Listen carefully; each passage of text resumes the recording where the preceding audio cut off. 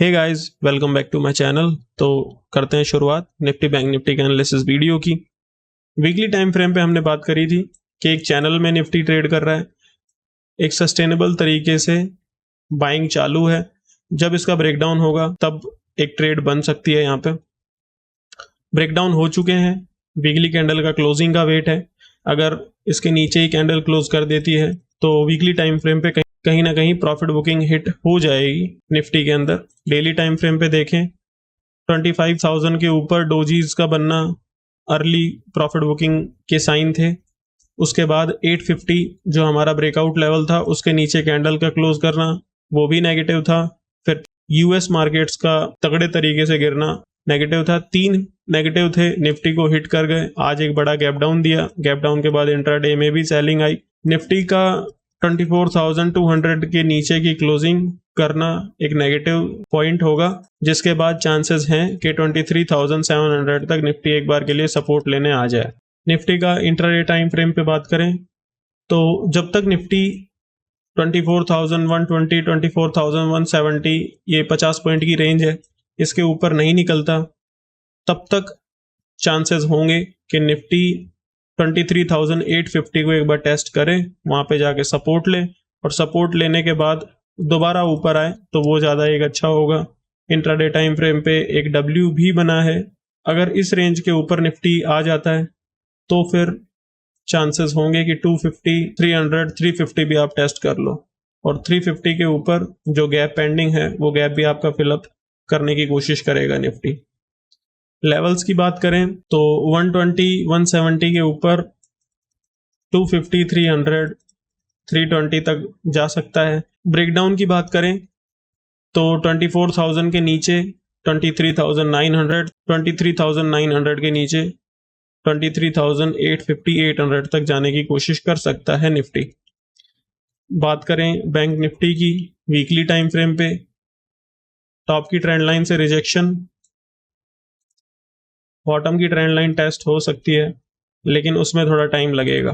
Daily time frame पे देखें, top से रिजेक्शन था, जिस ट्रेंड लाइन से बैंक निफ्टी ने सपोर्ट लिया है, आज का बॉटम लमसम वही है, तो बैंक निफ्टी एक बाउंस कर सकता है या फिर यहाँ पे एक कंसोलिडेशन चलेगा। आर्ली टाइम फ्रेम पे देखें, बैंक निफ्टी एक रेंज में था, जब तक इस रेंज में बैंक निफ्टी ट्रेड करेगा रेंज बड़ी होती जाएगी और 51,100 के नीचे सेलिंग आ सकती है। जाते जाते आज बैंक निफ्टी ने बॉटम की ट्रेंड लाइन से ही सपोर्ट लेने की कोशिश करी।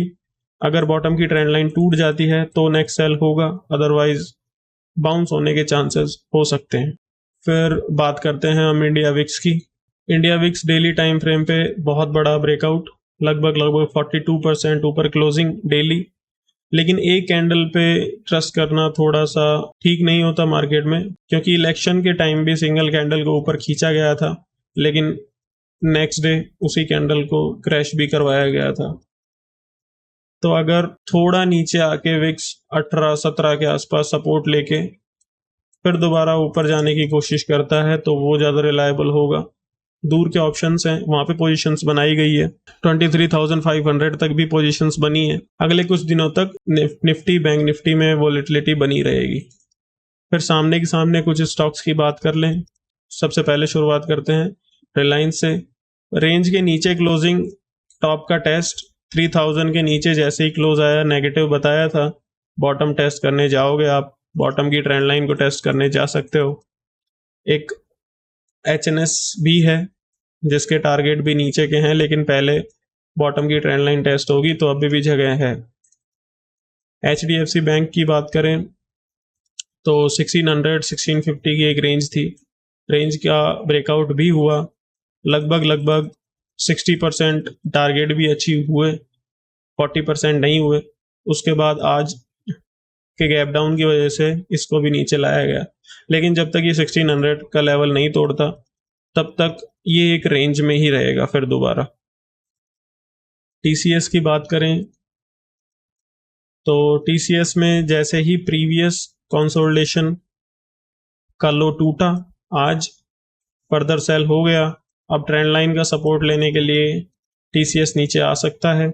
इन्फोसिस की बात करें तो यहाँ पे ये गैप फिलअप होके गैप के ऊपर सस्टेन करना थोड़ा सा अच्छा माना जा सकता है। और वीकली टाइम फ्रेम पे बात करें तो एक एचएनएस की बात करी थी, उस एचएनएस की नेकलाइन का सपोर्ट आज लिया है इन्फोसिस ने, तो वो भी थोड़ा अच्छा है, इन्फोसिस थोड़ा ठीक लग रहा है। एक्सिस बैंक की बात करें तो जिस ट्रेंड लाइन का सपोर्ट पहले बैंक ले रहा था उसके नीचे क्लोजिंग थोड़ी सी नेगेटिव होगी। वीकली कैंडल है, वीकली फ्राइडे को देखना पड़ेगा क्लोजिंग नीचे हो पाती है या फिर नहीं। डेली टाइम फ्रेम पे देखें 1150 से लेके 1200 50 पॉइंट की रेंज थी, जैसे 1150 टूटा 1100 के चांसेस हो सकते हैं, जिसमें अभी भी 20 पॉइंट आने बाकी हैं। बात करें आईसीआईसीआई बैंक की, वीकली टाइम फ्रेम पे ब्रेकआउट फेलियर थे, उसके बाद आप बॉटम की ट्रेंड लाइन को टेस्ट कर सकते हो।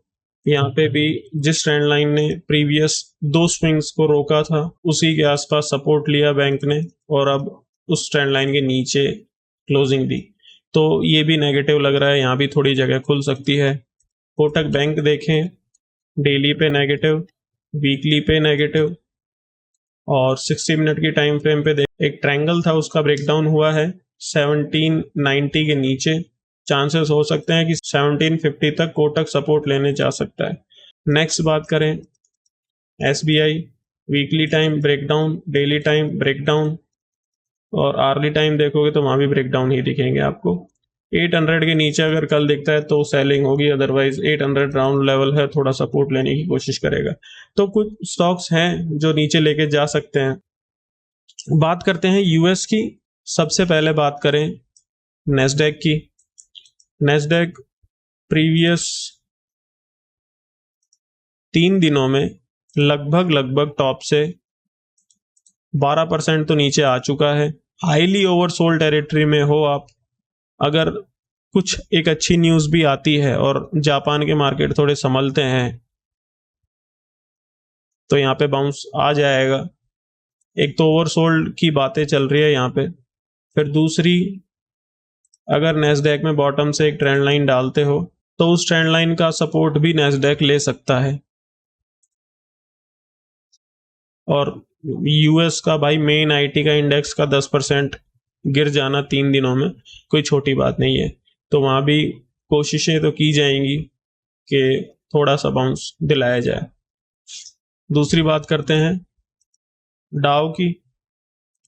डाउ में ये ट्रेंड लाइन बनाई थी हमने कि इस ट्रेंड लाइन के नीचे नेगेटिव हो आप, उसके नीचे खराब हो जाएगा और खराब ही हो रहे हो, और 39,000 के नीचे बड़ी जगह खुल जाती है। एटलीस्ट 39,000 के नीचे आप 38,000 1000 पॉइंट और नीचे आ सकते हो। तो डाउ यहाँ पे थोड़ा नेगेटिव लग रहा है। अगर आर्ली टाइम फ्रेम की कैंडल देखें तो अभी क्लोजिंग नहीं आई है, अगर ये कैंडल आर्ली टाइम फ्रेम पे 39,000 के नीचे क्लोज दे देती है तो फिर नेगेटिव, अदरवाइज कंसोलिडेशन या फिर थोड़ा सा बाउंस यहाँ पे हो सकता है। अभी के लिए नेगेटिव है, लेकिन क्लोजिंग आ जाती है तो वहां पे ज्यादा कॉन्फिडेंस होगा। डेक्स की बात करें, एक एचएनएस था, ब्रेकडाउन हो गए, यहाँ तक के टारगेट पहले थे, दूसरे टारगेट 16,700 17,200 के आसपास चल रहे हो आप, 500 पॉइंट कट हो सकता है, कोई बड़ी बात नहीं है। निकाई देखें तो भाई टॉप से जापान के मार्केट लगभग 30% करेक्ट हो चुके हैं, और 30% का करेक्शन अच्छा खासा करेक्शन है, तो वो भी थोड़ा संभालने की कोशिश तो करेंगे भाई, ऐसे तो नहीं जाने देंगे मार्केट्स को, तो वहाँ की गवर्नमेंट भी कुछ ना कुछ तो करेगी। और इंडिया की भी एमपीसी मीटिंग है, वो भी हो जाने दो एक बार, हो सकता है कि जब तक वो मीटिंग नहीं हो जाती तब तक मार्केट को स्टेबल रखा जाए। अभी के लिए नेस्डैक थोड़ा सपोर्ट पे, डाउ 39,000 के नीचे नेगेटिव, एटलीस्ट 1000 पॉइंट निकाल के जाते हो आप, 38,000 तक के टारगेट हो सकते हैं अगर ये 1 आवर की कैंडल क्लोज कर जाती है तो। अगर दोबारा ऊपर खींच लेते हैं तो फिर बाउंस भी हो जाएंगे। डेक्स जगह है अभी भी, निकाई थोड़ा बाउंस हो सकता है। तो सबसे ज्यादा जो इंडाइसेस गिरे हैं वो 2 है, निकाई और नेस्डैक, इनमें बाउंस लग रहा है, लेकिन फ्रेश अगर ब्रेकडाउन देखना है तो वो डाउ जोन्स और डेक्स में हो सकता है, जिसकी वजह से निफ्टी अगर 23,850 800 के आसपास आता है तो वहां पे मेन टारगेट आपके हिट हो जाएंगे, और 850 800 के नीचे अगर फिर सस्टेन कर जाता है निफ्टी तो उसके बाद 23,700 600 के टारगेट हो सकते हैं। और नेस्डेक अगर ये ट्रेंड लाइन तोड़ देता है तो फिर बड़े सपोर्ट एटलीस्ट 15,800 बोले तो यहाँ से लगभग 14 to 1500 पॉइंट्स नीचे बन के आ रहे हैं। आज का मोमेंट कहीं ना कहीं आने वाले 2-3 हफ्तों के मोमेंट को डिसाइड कर सकता है, या फिर इस हफ्ते का मोमेंट, तो वो देखना इम्पोर्टेंट होगा। ठीक है गाइज, तो यही आपकी बातें थी।